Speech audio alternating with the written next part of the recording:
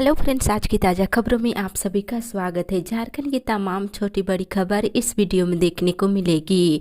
सबसे पहले बड़ी खबर, झारखंड में थोक भाव में सरकारी नौकरी, 1 लाख पदों पर वेमफर वैकेंसी जल्द। एक बड़ी खबर कि झारखंड में कर्मचारी चयन आयोग की ओर से होने वाली परीक्षा के लिए तैयारियों में और गति आ गई है। मुख्यमंत्री हेमंत सोरेन ने सभी नियमावली संशोधित करने का आदेश दे दिए हैं। अब उन्हीं नियमावलियों को संशोधित करने की बात की जा रही है, जिससे संबंधित अधियाचना पहले भी भेजी जा चुकी थी और हाल ही में कैबिनेट के निर्णयों को देखते हुए संशोधित नियमावली के तहत ही परीक्षा होनी है और इसके लिए नियमावली में संशोधन जरूरी है। वहीं बता दें, इस बीच लगभग 4 दर्जन नियमावली पाइपलाइन में ही है और जिसमें से 1 दर्जन के करीब को अंतिम रूप दिया जा चुका है। सबसे बेहतर कार्य नगर विकास विभाग और उत्पाद विभाग ने किया है। स्वास्थ्य विभाग समेत कई विभागों की स्थिति बहुत ही खराब बताई जा रही है। नियुक्ति प्रक्रिया शुरू करने को लेकर अब कोई वैधानिक अड़चन नहीं है। वहीं बता दें, सोनी कुमारी के अपील के मामले में हाईकोर्ट के आदेश का अनुपालन कर लिया गया है, तो आर्थिक रूप से कमजोर लोगों को 10% आरक्षण का लाभ देने से संबंधित संशोधन नियमावलियों में पहले ही किया जा चुका है। अब झारखंड से मैट्रिक इंटर पास करने वाले लोगों को रोजगार देने और स्थानीय भाषा का ज्ञान अनिवार्य करने से संबंधित संशोधन करना जरूरी है। इसके लिए ही नियमावली में संशोधन का निर्देश सभी विभागों को दिया गया है।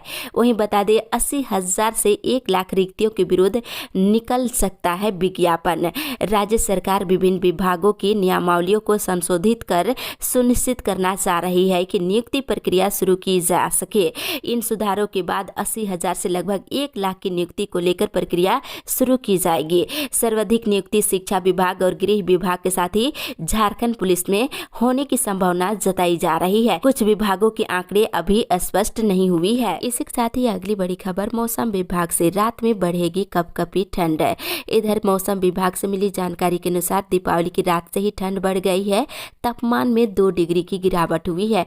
मौसम विभाग से मिली जानकारी के अनुसार अगले 5 दिनों तक मौसम साफ रहेगा और 6 और 7 नवंबर को रात का मौसम शुष्क रहेगा। वहीं आकाश बिल्कुल साफ रहेगा। साथ ही मौसम विभाग ने कहा है कि रात में अब कपकपी ठंड बढ़ेगी। इसी के साथ ही अगली बड़ी खबर, घर घर जाकर किया जाएगा टीकाकरण। राज्य सरकार ने कोविड पोर्टल के आधार पर दूसरी खुराक से वंचित लाभार्थियों को जोड़ने का निर्देश दिया है।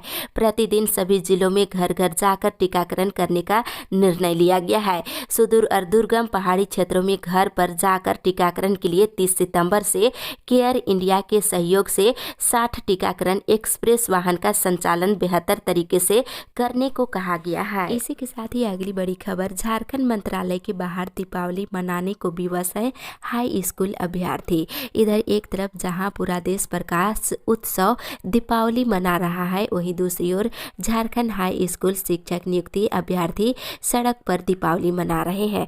बता दें, सड़क पर रंगोली बनाकर दीपावली मनाने वाला ये 11 गैर अनुसूचित जिला के हाई स्कूल के सफल अभ्यर्थी है, जो लगातार आंदोलन कर रहे हैं।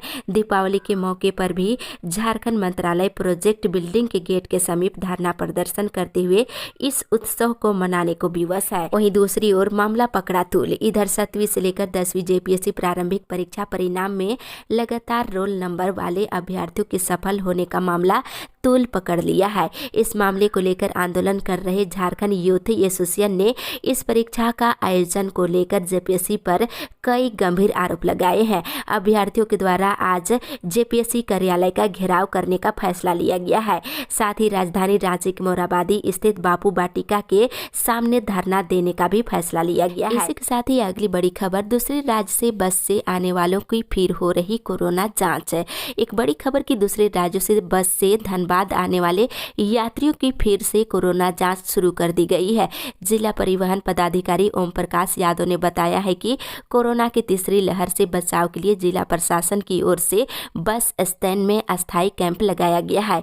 वहीं बस ओनर एसोसिएशन के अध्यक्ष ने सभी बस संचालकों को निर्देश दिया है कि किसी भी यात्री को बस स्टैंड के अलावा अन्य स्थान पर उतरने नहीं दिया जाए और बाहर से आने वाले सभी बसें सीधे बस स्टैंड पर आकर ही रुक रही है। है। वहां हर यात्री की कोरोना जांच की जाएगी। जांच के बाद ही यात्री को उसके गंतव्य की ओर जाने की अनुमति दी जा रही है। इसी के साथ ही अगली बड़ी खबर, सरना धर्म पर गवर्नर से मिलेंगे टीएससी सदस्य। इधर सरना धर्म कोड की मांग को लेकर आदिवासी परामर्शी परिषद टीएससी के सदस्य राज्यपाल से मुलाकात करेंगे। कल्याण मंत्री चंपा सोरेन के नेतृत्व में टीएससी के सदस्य राज्यपाल से मिलकर सरना धर्म कोड लागू करने की अनुशंसा केंद्र को भेजने का आग्रह करेंगे। कमेटी में 10 से 11 सदस्य हो सकते हैं। मुख्यमंत्री हेमंत सोरेन राज्यपाल से मिलने वाले प्रतिनिधि मंडल का नाम तय करेंगे। मिली जानकारी के अनुसार भाजपा को टीएससी सदस्यों की भी कमेटी में शामिल किया जा सकता है। विधायक बंधु तिर्की ने इस संबंध में मुख्यमंत्री हेमंत सोरेन से बात की है। इसी के साथ ही अगली बड़ी खबर, झारखंड के हर जिले में दिखा दीपावली का उल्लास, रोशनी से जगमगाई इमारतें। इधर पिछले साल कोरोना के कारण दीपावली की खुशियां भी क्वारंटीन हो गई थी। ना उल्लास था और ना ही जोश। बीमारी के डर के बीच लोगों ने दीपावली पर सिर्फ खाना पूरी की थी। इस साल लोगों ने राहत की सांस ली तो दीपावली पर उसका उत्साह भी दिखाई दिया है। बाजारों से लेकर घर तक जगमगा उठे हैं। गांव से लेकर शहर तक लोगों में दीप का उत्साह देखने को मिल रहा है। झारखंड में रांची से लेकर धनबाद और जमशेदपुर से लेकर बोकारो तक सभी जिलों में शाम ढलते ही जगमग दीपों की रोशनी नजर आई है। इसी के साथ ही अगली बड़ी खबर, मांगों को लेकर आंदोलन की तैयारी में है पेंशनर समाज। अखिल भारतीय राज्य पेंशनर महासंघ के आह्वान पर पेंशनरों की समस्या के लिए लोहरदगा जिला पेंशनर समाज तत्पर है। ये बातें झारखंड राज्य पेंशनर समाज जिला शाखा की आम बैठक को संबोधित करते हुए जिला सचिव महेश कुमार सिंह ने कहा है।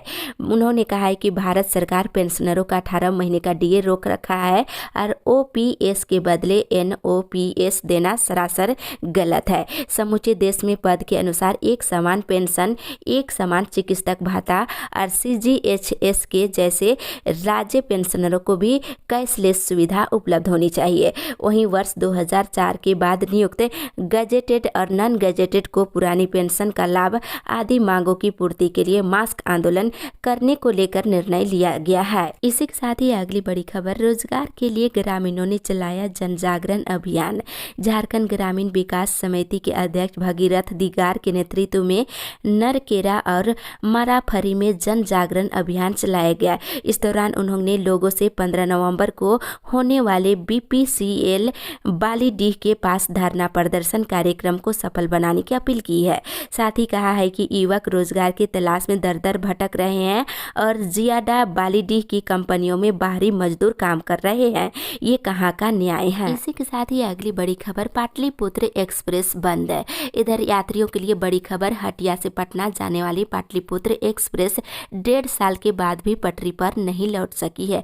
देश भर की ज्यादातर ट्रेनों को चलाने की ग्रीन सिग्नल के बाद भी पाटलिपुत्र एक्सप्रेस को चलाने को लेकर रेलवे ने रुचि अभी तक नहीं दिखाई है। अब त्योहारों सीजन में भी उसी ट्रेन के टाइम टेबल और पथ पर 2 नई स्पेशल ट्रेन चलाने की घोषणा कर दी है।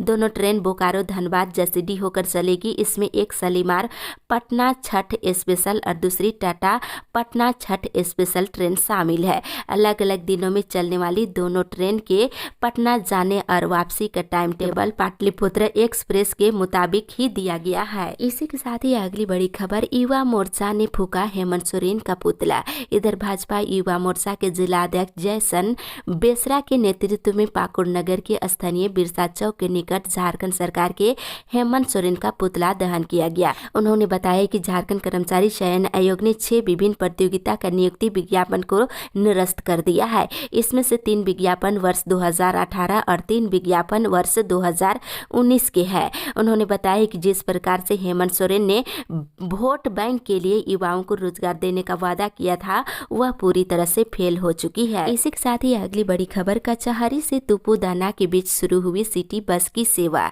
इधर शहरी परिवहन व्यवस्था को दुरुस्त करने के लिए रांची नगर निगम ने सिटी बस सेवा का विस्तार तुपुदाना तक किया है।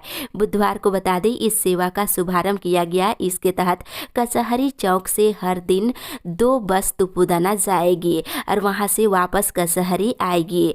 दिन भर ये बसें 3 फेरा लगाएगी।